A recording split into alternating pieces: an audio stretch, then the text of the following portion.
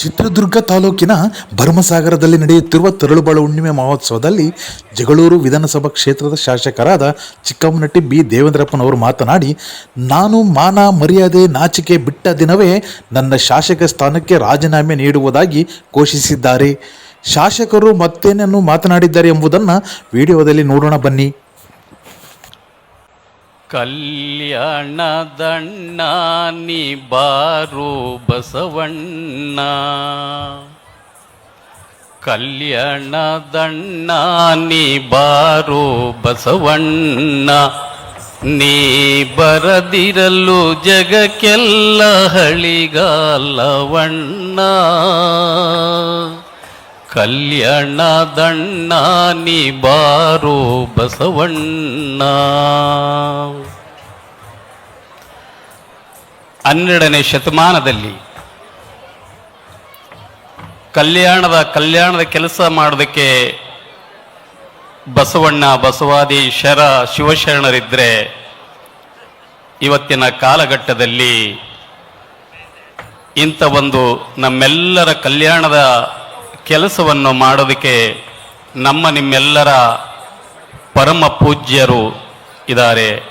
ಅವರ ಪರಮ ಪೂಜ್ಯರ ಪಾದಗಳಿಗೆ ನನ್ನ ಶಿರಸಾಷ್ಟಾಂಗ ನಮಸ್ಕಾರವನ್ನು ಹೇಳಿ, ವೇದಿಕೆ ಮೇಲೆ ಆಸೀನರಾಗಿರ್ತಕ್ಕಂಥ ಎಲ್ಲ ಮುಖಂಡರೇ, ವೇದಿಕೆ ಮುಂಭಾಗದಲ್ಲಿರ್ತಕ್ಕಂಥ ಸರ್ವ ಶರಣೆಯರೇ, ಈ ದಿನ ಪ್ರತಿ ವರ್ಷ ನಡೆಯುವಂಥ 9 ದಿನಗಳ ತರಳುಬಾಳು ಹುಣ್ಣಿಮೆ ಇವತ್ತು ನಡೀತಾ ಇದೆ.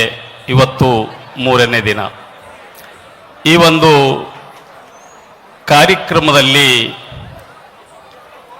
ನಮ್ಮನ್ನು ವೇದಿಕೆಗೆ ಆಹ್ವಾನಿಸಿ ರಾಜಕೀಯ ಮತ್ತು ಸಾಮಾಜಿಕ ವಿಚಾರವಾಗಿ ಮಾತನಾಡುವಂಥ ಒಂದು ಸಂದರ್ಭ ಪರಮ ಪೂಜ್ಯರು ನನಗೆ ಒದಗಿಸಿಕೊಟ್ಟಿದ್ದಾರೆ. ಹಾಗಾಗಿ ನನಗೆ ಗೀತಾಸಾರದ ಒಂದು ಮಾತು ನೆನಪಾಗ್ತದೆ. ಮೂಕಂ ಕರೋತಿ ವಾಚಲಂ ಪಂಗುಂ ಲಂಗಾಯಿತಿ ಗಿರಿಯಂ ಯತ್ಕೃಷ ಒಂದೇ ಮಾಧವಂ ಅಂತೇಳಿ, ಮೂಕನನ್ನ ವಾಚಾಳಿಯನ್ನಾಗಿ ಮಾಡೋಂಥದ್ದು, ಎಳವನನ್ನ ಗಿರಿಶಿಖರವನ್ನು ಏರುವಂಥ ಕೆಲಸ ಮಾಡಿದಂಥ ಮಾಧವನಿಗೆ ನನ್ನ ನಮಸ್ಕಾರ ಅಂತ ಈ ಗೀತಾಸಾರದ ಅರ್ಥದಲ್ಲಿ ನಾವು ತಿಳ್ಕೊಳ್ಳೋಕ್ಕೆ ಬಯಸಿ, ಈ ಒಂದು ನನ್ನ ಈ ಮಟ್ಟಕ್ಕೆ ಇಲ್ಲಿ ಬಂದು ನನಗೆ ಶಾಸಕನಾಗಿ ವೇದಿಕೆ ಮೇಲೆ ಮಾತನಾಡೋದಕ್ಕೆ ನನಗೆ ಮಾಧವನ ರೂಪದಲ್ಲಿ ಇರ್ತಕ್ಕಂಥವ್ರು ಯಾರು ಅಂತ ಹೇಳಿದರೆ ನನ್ನ ಆರಾಧ್ಯ ದೈವ ಆಗಿರ್ತಕ್ಕಂಥ ಪರಮ ಪೂಜ್ಯರು ಅಂಥೇಳಿ ಎದೆ ತುಂಬಿ ಹೇಳಕ್ಕೆ ನಾನು ಬಯಸ್ತಾ ಇದ್ದೇನೆ.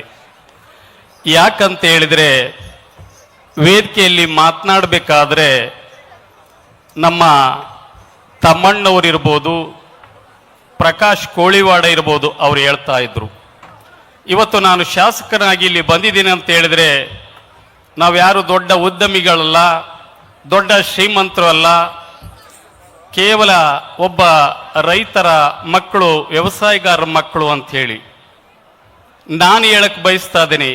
ಅವರು ರೈತ ವ್ಯವಸಾಯಗಾರರ ಮಕ್ಕಳಾದರೆ ನನ್ನ ಹಿನ್ನೆಲೆಯನ್ನು ನಾನು ಹೇಳಬೇಕಾಗ್ತದೆ. ತಮಗೆಲ್ಲ ಭಾಳ ಜನಕ್ಕೆ ಗೊತ್ತಿದೆ, ಇನ್ನೂ ಕೆಲವರಿಗೆ ಗೊತ್ತಿರಕ್ಕಿಲ್ಲ. ನಾನು ಮೂಲತಃ ಒಂದು ಖಾಸಗಿ ಶಾಲೆಯಲ್ಲಿ ಒಬ್ಬ ಜವಾನನಾಗಿ ಗಂಟೆ ಕಸವನ್ನು ಹೊಡೆಯುವಂಥ ಕೆಲಸದವನು. ಇವತ್ತು ನಾನು ಇಲ್ಲಿ ಶಾಸಕನಾಗಿ ಆಯ್ಕೆಯಾಗಾದೆ ಅಂತ ನಿಮಗೆಲ್ಲ ಆಶ್ಚರ್ಯ ಆಗ್ಬೋದು. ಪರಮ ಪೂಜ್ಯರು 2018ರಲ್ಲಿ ಜಗಳೂರು ವಿಧಾನಸಭಾ ಕ್ಷೇತ್ರವನ್ನು ಭ್ರಷ್ಟಾಚಾರ ಮುಕ್ತ ಒಂದು ವಿಧಾನಸಭಾ ಕ್ಷೇತ್ರವನ್ನು ಮಾಡಬೇಕಾಗಿ ಸಂಕಲ್ಪವನ್ನು ಮಾಡಿಕೊಂಡು ಅವತ್ತಿನ J Janata Dal, C Congress, BJP 3 ಪಕ್ಷದ ಅಭ್ಯರ್ಥಿಗಳನ್ನು ಒಂದು ವೇದಿಕೆಯಲ್ಲಿ ಕರೆಸಿ ಜಗಳೂರು ಭ್ರಷ್ಟಾಚಾರ ಮುಕ್ತ ಒಂದು ಚುನಾವಣೆಯ ಮಾಡಕ್ಕೆ ಕ್ಷೇತ್ರ ಆಗಬೇಕು ಅಂತ ಅವರು ಸಂಕಲ್ಪ ಮಾಡಿಕೊಂಡಾಗ ನಾನು ಜನತಾದಳದ ಅಧಿಕೃತ ಅಭ್ಯರ್ಥಿಯಾಗಿದ್ದೆ. ಆದರೆ ಪರಮ ಪೂಜ್ಯರ ಸಂಕಲ್ಪ ಅವತ್ತು ಯಶಸ್ಸಾಗಲಿಲ್ಲ. ಮುಂದೆ 2023ರಲ್ಲಿ ನಾನು ಕಾಂಗ್ರೆಸ್ಸಿನ ಅಧಿಕೃತ ಅಭ್ಯರ್ಥಿಯಾಗಿ ಜನರ ಆಶೀರ್ವಾದವನ್ನು ಪಡೆದು ಇವತ್ತು ಶಾಸಕನಾಗಿದ್ದೀನಿ ಅಂತ ಹೇಳಿದರೆ ಅದು ಪರಮ ಪೂಜ್ಯರಿಂದ ಮಾತ್ರ ನಾನು ಶಾಸಕ ಆದೆ ಅನ್ನಂಥ ಮಾತನ್ನು ಈ ಸಂದರ್ಭದಲ್ಲಿ ಹೇಳಕ್ಕೆ ನಾನು ಬಯಸ್ತಾ ಇದ್ದೀನಿ. ಇವತ್ತಿನ ವಿಷಯ ರಾಜಕೀಯ ಮತ್ತು ಸಮಾಜ ಅನ್ನಂಥದ್ದು. ಭಾಳ ಜನ ನಮ್ಮ ಮುಖ್ಯಮಂತ್ರಿ ಚಂದ್ರು ಅವರು ಮಾತಾಡ್ತಾ ಇದ್ರು, ಭಾಳ ಸೊಗಸಾಗಿ ಮಾತಾಡಿದ್ದಾರೆ. ಆದರೆ ಅವ್ರು ಹೇಳ್ದು ನಾನು ಶಾಶ್ವತವಾಗಿರ್ತಕ್ಕಂಥ ಮುಖ್ಯಮಂತ್ರಿ, ಹಾಗಾಗಿ ಈ ವೇದಿಕೆಯಲ್ಲಿ ನಾನು ಯಾರ ಭಯ ಲಂಗು ಲಗಾಮ್ ಇಲ್ದಲೆ ನಾನು ನಿರ್ಭಯವಾಗಿ ನಿರ್ಭೀತಿಯಾಗಿ ಮಾತನಾಡ್ತರು ಅಂತ ಹೇಳಿ. ಆದರೆ ನಾನು ಹಂಗೆ ಮಾತಾಡೋಕ್ಕಾಗಲ್ಲ. ಯಾಕಂತ ಹೇಳಿದರೆ ನನ್ನದು ಒಂದು ಸ್ವಾರ್ಥ ಇದೆ. ಏನು ಸ್ವಾರ್ಥ ಇದೆ ಅಂತ ಹೇಳಿದರೆ ಜನ ಓಟ್ ಹಾಕಿ ನನ್ನ ಗೆಲ್ಲಿಸಿದ್ದಾರೆ. ಹಾಗಾಗಿ ನನ್ನ ಒಳಗಡೆ ಇರದೆ ಬೇರೆ, ಹೊರಗಡೆ ಇರದೆ ಬೇರೆ. ಹಾಗಾಗಿ ಇಲ್ಲಿ ರಾಜಕೀಯ ಅಂದ ತಕ್ಷಣವೇ ನನಗೆ ಎರಡು ಅಂಶಗಳು ನೆನಪಾಗ್ತವೆ. ಏನು ನೆನಪಾಗ್ತವೆ ಅಂತ ಹೇಳಿದರೆ 6 ಬಿಟ್ಟವರು 3ಕ್ಕೆ ಬಿಟ್ಟವರು ಅಂತ. ಇಲ್ಲಿ 6 ಬಿಟ್ಟರೆ ಯಾರು, 3 ಬಿಟ್ಟರೆ ಯಾರು? ನಾವು ಯಾವುದನ್ನು ಇಟ್ಕೋಬೇಕಾಗಿತ್ತು, ಯಾವುದನ್ನು ಬಿಡಬೇಕಾಗಿತ್ತು. ಆದರೆ ಯಾಕೆ ಬಿಡಬಾರ್ದನ್ನು ಬಿಟ್ಟಿದ್ದೀವಿ, ಇಟ್ಕೋಬಾರ್ದನ್ನು ಇಟ್ಕೊಂಡಿದ್ದೀವಿ? ಇದಕ್ಕೆ ಕಾರಣ ರಾಜಕಾರಣಿಗಳು ಅಥವಾ ಮತದಾರ ಅಂತ ಪ್ರಶ್ನೆ ಮಾಡಿದರೆ ಅದು ಅವರವರ ಮೂಗಿನ ನೀರಕ್ಕೆ ಅವರು ಡೆಫಿನೇಷನ್ ವ್ಯಾಖ್ಯಾನವನ್ನು ಕೊಟ್ಕೊಳ್ತಾರೆ. ಅದೇನೇ ಇರಲಿ, 6ಕ್ಕೆ ಬಿಟ್ಟವರು 3ಕ್ಕೆ ಬಿಟ್ಟವರು ನಾವು ಇವತ್ತು ಅರಿಷಡ್ ವರ್ಗಗಳನ್ನು ಬಿಡಬೇಕಾಗಿತ್ತು, ಕಾಮ ಕ್ರೋಧ ಮೋಹ ಮದ ಮತ್ಸರಗಳನ್ನು.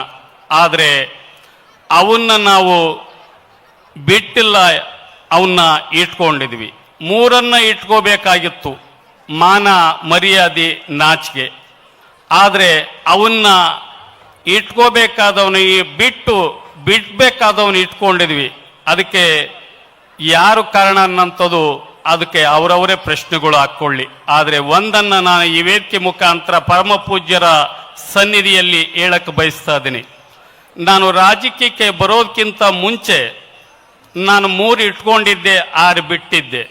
ಆದರೆ MLA ಆದಮೇಲೆ ಯಾವನ್ನ ಬಿಡಬೇಕೋ ಯಾವನ್ನ ಇಟ್ಕೋಬಾರ್ದವು ವ್ಯತ್ಯಾಸ ಆಗಿದ್ದಾವೆ, ಹಿಂದೆ ಮುಂದೆ ಆಗಿದ್ದಾವೆ. ಹಾಗಾಗಿ ಇನ್ನೂ 3 ವರ್ಷ ಬಾಕಿ ಇದೆ. ನಾನು ಈ ವೇದಿಕೆ ಮುಖಾಂತರ ತಮಗೆ ಹೇಳಕ್ಕೆ ಬಯಸ್ತಾ ಇದ್ದೀನಿ, ನಾನು 3 ಇಟ್ಕೊಳ್ಳೋಕ್ಕೆ ನಾನು ಇವತ್ತಿನಿಂದಲ್ಲ, ನಾನು ಆಯ್ಕೆ ಆದಾಗಲಿಂದ ನಾನು ಸಂಕಲ್ಪ ಮಾಡಿದ್ದೀನಿ. ಮಾನ ಮರ್ಯಾದೆ ನಾಚಿಕೆ ಅವನ್ನ ಬಿಡೋಂಥ ಸಂದರ್ಭ ಬಂದರೆ ಖಂಡಿತವಾಗ್ಲೂ ನಾನು 1 ಬಿಡ್ತೀನಿ. ಈಗ ಜನ ಏನು ಆಶೀರ್ವಾದ ಮಾಡಿ ನನ್ನ MLA ಮಾಡಿದಾರೋ, MLA ಬೇಕಾದ್ರೆ ಬಿಡ್ತೀನಿ, ಮಾನ ಮರ್ಯಾದೆ ನಾಚಿಕೆಯನ್ನು ನಾನು ಉಳಿಸ್ಕೊಳ್ತೀನಿ. ಹಾಗಾಗಿ ನಥಿಂಗ್ ಈಸ್ ಪರ್ಮನೆಂಟ್, ಯಾವುದೂ ಶಾಶ್ವತವಲ್ಲ.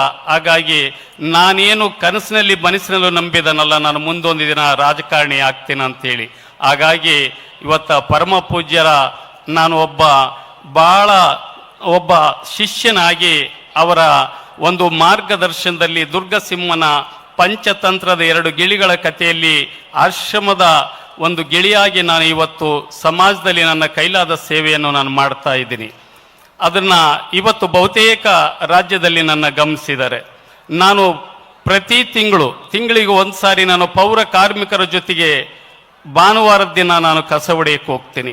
ಯಾಕಂತ ಹೇಳಿದ್ರೆ 33 ವರ್ಷಗಳ ಕಾಲ ಒಂದು ಕಾಲೇಜಿನಲ್ಲಿ ಗಂಟೆ ಕಸ ಹೊಡೆದು ದೇವರು ನನ್ನ ಮೇಲೆ, ನೀನು ಕೇವಲ ಒಂದು ಶಾಲಾ ಕಾಲೇಜಿನಲ್ಲಿ ಗಂಟೆ ಹೊಡೆದ್ರೆ ಸಾಲದು, ನೀನು ಕ್ಷೇತ್ರದ ಗಂಟೆ ಕಸ ಹೊಡಿಬೇಕು ಅನ್ನೋ ದೃಷ್ಟಿಯಲ್ಲಿ ನನ್ನ ಇವತ್ತು MLA ಆಗಿ ಆಯ್ಕೆ ಮಾಡಿದ್ದೇನೆ ಅಂತ ನಾನಾದರೂ ಭಾವಿಸ್ಕೊಂಡಿದ್ದೀನಿ. ಆ ಕಾರಣಕ್ಕೆ ಕಟ್ಟ ಕಡೆಯ ಕೆಲಸ ಆಗಿರ್ತಕ್ಕಂಥ ಪೌರ ಕಾರ್ಮಿಕರ ಜೊತೆಗೆ ನಾನು ಹೋಗಿ ಕೆಲಸ ಮಾಡಿ ಇವತ್ತು ನನಗೆ ಜನಪ್ರಿಯ ಶಾಸಕ ಅಂತ ಕರೀತಾರೆ. ನಾನು ಅವ್ರಿಗೆ ಹೇಳ್ತೀನಿ, ನೀವು ದಯಮಾಡಿ ಜನಪ್ರಿಯ ಶಾಸಕ ಅಂತ ಕರಿಬೇಡಿ, ಹೊಗಳಿ ಒನ್ನ ಶೂರಕ್ಕೇರಿಸಿದ್ರಂತೇಳಿ ನಿಮ್ಮ ಹೊಗಳಿಕೆ ನನಗೆ ಎಲ್ಲೋ ಒಂದು ಕಡೆ ನನಗೆ ಜಂಬದಿಂದ ಗರ್ವದಿಂದ ನಾನು ಇರ್ಬೋದು. ಆ ಕಾರಣಕ್ಕೋಸ್ಕರ ನನಗೆ ಹೊಗಳಿಕೆ ಬೇಡ ಅನ್ನೋ ರೀತಿಯಲ್ಲಿ ನೀವೇನಾದರೂ ಜನಪ್ರಿಯ ಅನ್ನೋಂಥದ್ದು ಕೊಡೋದಿದ್ರೆ ಹಳ್ಳಿಗಳಲ್ಲಿ ನಾಟಕ ಆಡ್ತೀವಿ. ನಾಟಕದಲ್ಲಿ ಪಾತ್ರಧಾರಿಗೆ ಅವ್ರ ಸಂಬಂಧಿಕರು ಆಯರ್ ಮಾಡ್ತಾರೆ, ಮುಯ್ಯಿ ಹಾಕ್ತಾರೆ. ಯಾವಾಗ ಬೆಳಗಿನ ಜಾವ ನಾಟಕ ಮುಕ್ತಾಯ ಆದಮೇಲೆ.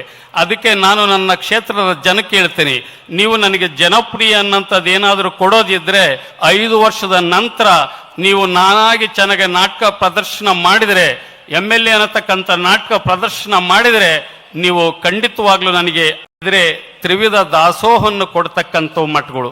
ಆದರೆ ನಮ್ಮ ಪರಮ ಪೂಜ್ಯರು ತ್ರಿವಿಧಲ್ಲ ನವವಿಧ ದಾಸೋಹವನ್ನು ಕೊಡ್ತಾ ಇದ್ದಾರೆ. ಅದರಲ್ಲಿ ನೀರಾವರಿ ಸಹ ಒಂದು. ಏನು 2 ಪರಮ ಪೂಜ್ಯರ ಬಹುದಿನದ ಕನಸಾಗಿರ್ತಕ್ಕಂಥ 2 ಏತ ನೀರಾವರಿಯ ಕೂಸುಗಳು ಹುಟ್ಕೊಳ್ತವೆ. ಅದರಲ್ಲಿ ನಮ್ಮದು ಏನು ಹರಿಹರದ ದೀಟೂರು ಅಂತ ಇರ್ತಕ್ಕಂಥ ಏತಾವರಿ ನೀರಿನ ಮುಖಾಂತರ 57 ಕೆರೆಗೆ ನೀರು ತುಂಬಿಸುವಂಥ ಒಂದು ಕೆಲಸ ಮಾಡಿದ್ದಾರೆ. ಇವತ್ತು 40 ಕೆರೆಗಳು ತುಂಬಿದವೆ. ಇನ್ನು ಸಣ್ಣ ಪುಟ್ಟ ಕಾಮಗಾರಿ ಆದರೆ 57 ಕೆರೆ ನೀರಾವರಿ ಏತ ನೀರಾವರಿ ಪೂರ್ಣ ಪ್ರಮಾಣದಲ್ಲಿ ಆ ಒಂದು ಯೋಜನೆ ಯಶಸ್ಸಾಗಿದೆ.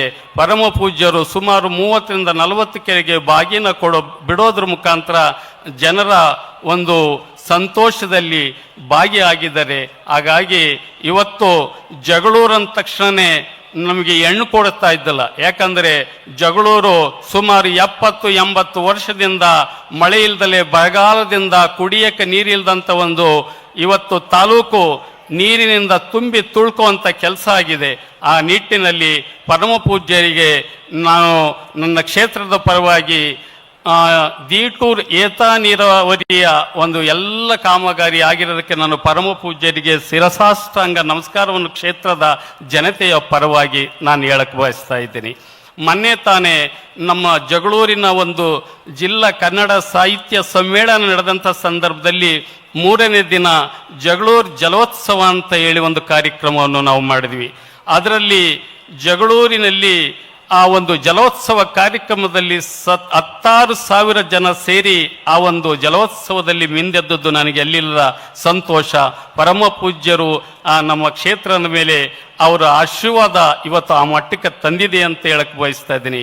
ಇದಕ್ಕೆ ನನಗೆ ಸಣ್ಣ ನೆನಪಾಗ್ತದೆ ವಿಶ್ವೇಶ್ವರಯ್ಯನವ್ರದ್ದೊಂದು, ಕಾವೇರಿಯನ್ನು ಅರಿಯಲು ಬಿಟ್ಟು ವಿಶ್ವೇಶ್ವರಯ್ಯರು ಶ್ರಮ ಪಡದಿದ್ದರೆ ಆಗುತ್ತಿತ್ತೆ ಆ ನಾಡೆಲ್ಲ ಬಂಗಾರದ ನಾಡು.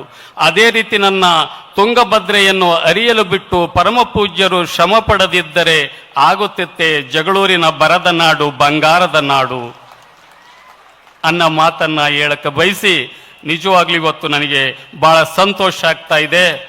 ಈ ಒಂದು ಕೊನೆಯದಾಗಿ ಇಲ್ಲ ಸಿಗ್ನಲ್ ಬಂದು ಒಂದು ಮಾತು ಹೇಳಿ ಮುಗಿಸಿ ಹೋಗ್ತೀನಿ ನಾನು. ಏನು ಅಂತ ಹೇಳಿದರೆ, ಪರಮ ಪೂಜ್ಯರು ಇದು 2018ರಲ್ಲಿ ಜಗಳೂರಿನಲ್ಲಿ ತಳುಬಾಳು ಹುಣ್ಣಿಮೆ ನಡೆದಂಥ ಸಂದರ್ಭದಲ್ಲಿ ಅವತ್ತಿನ ಮುಖ್ಯಮಂತ್ರಿಗಳಾಗಿರ್ತಕ್ಕಂಥ ಸಿದ್ದರಾಮಯ್ಯರಲ್ಲಿ ಈ ಒಂದು ವಿಷಯವನ್ನು ಚರ್ಚೆ ಮಾಡಿದಾಗ ಅವರು ಸಂತೋಷದಿಂದ ಒಪ್ಕೊಂಡು ಈ ಒಂದು ಕಾರ್ಯಕ್ಕೆ ಅವರು ನಾಂದಿ ಆಡ್ತಾರೆ. ಅದಾದ ಮೇಲೆ 4 ಜನ ಮುಖ್ಯಮಂತ್ರಿ ಯೋಜನೆ ಕಾಣ್ತದೆ, 3 ಜನ MLAಗಳನ್ನು, 3 ಜನ ನೀರಾವರಿ ಸಚಿವರನ್ನ ಈ ಯೋಜನೆ ಕಾಣ್ತದೆ ಬಂಧುಗಳೇ. ಆದರೆ 4 ಜನ ಮುಖ್ಯಮಂತ್ರಿಗಳು, 3 ಜನ ನೀರಾವರಿ ಸಚಿವರು, 3 ಜನ ಶಾಸಕರಾದರೆ ಪರಮ ಪೂಜ್ಯರು ಒಬ್ಬರು ಸ್ವಾಮಿ. ಪರಮ ಪೂಜ್ಯರು ಒಬ್ಬರು.